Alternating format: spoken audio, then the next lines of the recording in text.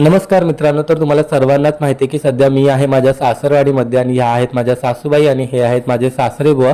तर अतिशय साधी सरळ आणि प्रेमळ माणसं. सध्या चारवी, मी, प्रियंका, आम्ही तिघंही आमचं वेकेशन खूप छान एन्जॉय करतोय. पण तुम्हाला माहिती आहे का की आपल्या समाजामध्ये अजूनही अशी काही माणसं आहेत ज्यांना असं वाटतं की जावयाने सासरी जास्त दिवस राहू नये कारण त्याचा मान कमी होतो. खरं तर मला या गोष्टीचं खरंच खूप हसायला येतं. म्हणजे जावयाला आणि सुनेला आपण किती वेगवेगळे नियम लावतो ना. सुनेने सासरी येऊन सासू सासऱ्यांना अगदी आई वडिलांप्रमाणे मानावं, त्यांना आपलंसं करावं अशी अपेक्षा केली जाते.